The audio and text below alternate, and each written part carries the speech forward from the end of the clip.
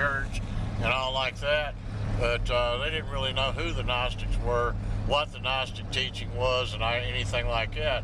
The first big breakthrough was 1948 when they found the Nag Hammadi scrolls, which were in Nag Hammadi, Egypt, and lucky that any of those even survived. But they give a good insight into what Gnosticism is and what the Gnostic teachings are.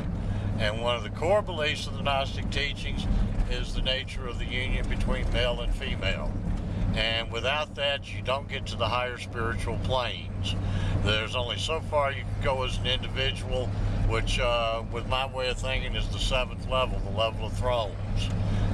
When you go to the 8th level takes union between, well, male and female for the most part. I'll get back on that later because there's alternative views, let's say. But my view is, and my way of going about it is, that if you achieve that 8th level is your union between male and female. The female that is your, what you call soulmate or whatever, that's where you get the greatest amount of power development. And then the next step beyond that is the 9th level, the level of the seraphim, which is where you have a sharing between 4. That's where you become part of the sacred name of the Creator, the sacred name of God.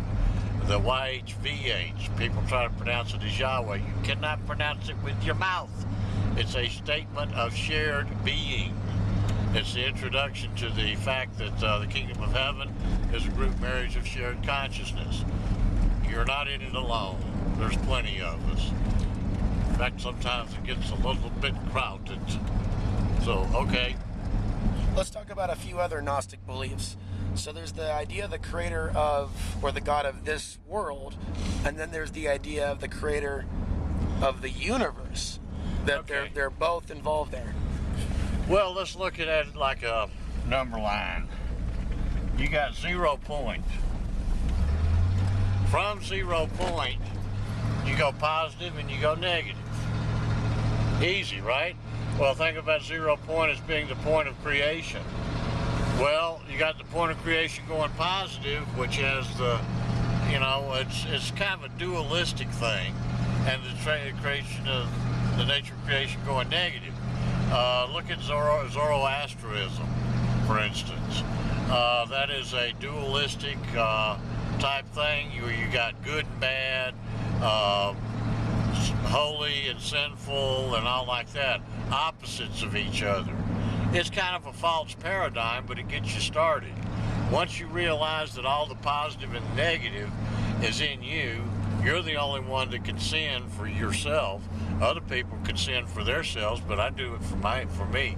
But in learning how to figure out what is right, what is wrong, I tried to simplify it. To me, sin is just simply doing that which injures life. You do that which injures life, it separates you from life. Well, somebody told me, well, I had a chicken sandwich for dinner, and it was pretty good for me, but it wasn't too good for the chicken. Didn't that injure his life? No, you're talking about injuring the physical life. I'm talking about injuring spiritual life. You injure the spiritual nature of life. That's wrong. Are you going to die physically? Yes, you're going to die physically. Was that chicken going to die physically? Yes, it was going to die physically. In the meantime, it did a good service. It gave me a meal. So you've got to get out of looking at things from the materialistic, physical point of view. The materialistic, physical point of view will only take you so far. But on the spiritual plane, too, is a realization that everything replicates itself. You want to see what nature's like? You know, like I say, we all have an energy field around us. It's in the shape of a torus. Want to know what the shape of a torus is like? Take an apple and slice it in two. Take an orange and slice it in two. You get the profile shape of the torus. It's round. And it's the basic building block of the entire universe. And when you interlock your energy field with another in this nature, you become greater than just one. And this greaterness than just one, when there's two involved, it operates on the square. Instead of having 2 times the power of one, you have 4 times the power of the weakest member. Okay? So when you get up to the fourth level, you have, or when you share with 4 or 3 others in this sacred name arrangement, and that's where the beginning level or the base level I've seen for bringing forth what's called the glory of God. I don't know how to pronounce the word in Hebrew, Shekinah. You'll figure it out. Do a little research and reading. You'll mispronounce words too. You want to laugh at somebody because they mispronounce words? Kiss my ass. But anyway, when you share with 4, between 4 people, and with me, took place on October the 28th, 2011, the first time. It brought forth that glory. I had people that saw it and everything else. They were amazed. Now talk a little bit about that date. A lot of people look at that date as a period in the cycle. It is a date that was significant in the Mayan calendar, according to this Canadian that I did research on. He did the main decipherment of the Mayan calendar that put it out over something like a 66 billion year period and all like that. The thing I found interesting about his analysis of it was that it agreed with what modern science says as far as the age of the Earth and all like that, 60-something billion years. So we're in the final stages of this, and it gets down to the day of the changeover. The world didn't end. I'm still here. You're still here. What happened was a spiritual thing. You look at what talks about in the Bible, and then you want to interpret it as being a physical event. Hey, you're fucked up. It's a spiritual thing. It's always been a spiritual thing. You're missing the boat if you interpret it any other way than as a means of spirit. And what is spirit? Spirit is an applied form of electromagnetic energy. Everything in the world is, everything in the universe is made out of electromagnetic energy, including your spirit. I'm going to lose up here.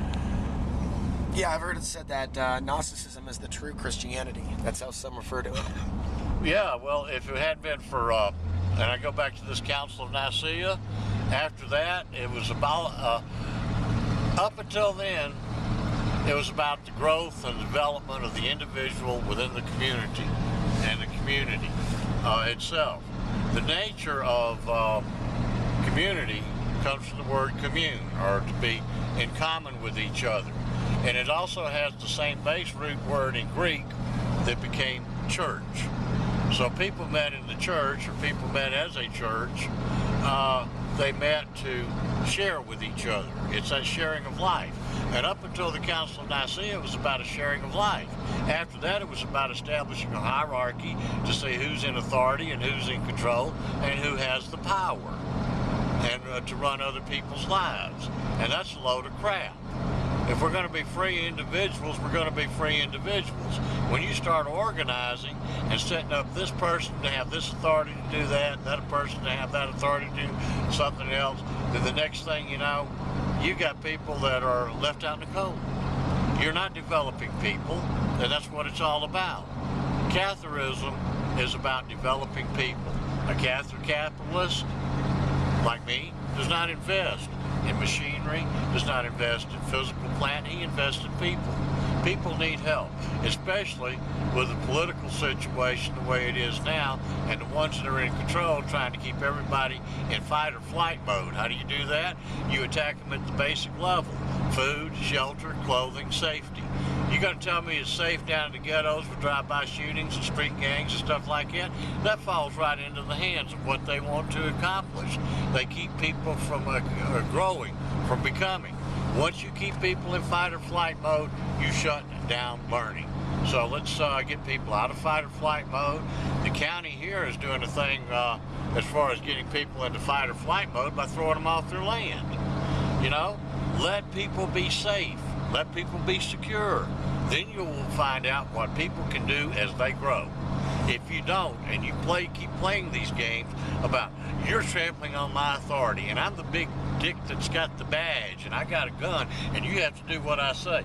Well, that son of a bitch can pucker up good and kiss my ass. In that sense, that's how they're serving the archons, by creating that emotion, that fear, that anxiety. Right. It's all about games of intimidation, ruling other people. It's not about individual growth. Just like most of your educational system isn't about individual growth, it's about indoctrination and training this person to be a good worker, a factory worker, so he can punch buttons and shove levers. That's all it's about. They don't want any disturbance or anything like that. And so long as you told them, what is it Bob Dylan said in that song, Subterranean Homesick Blues? 20 years of schooling and they put you on the day shift, right? Still don't live 20 years of schooling and they put you on the day shift, get worn hot pants romance. Oh, I can't remember the whole thing, but anyway, you want to learn a lot about truth, go listen to Bob Dylan songs.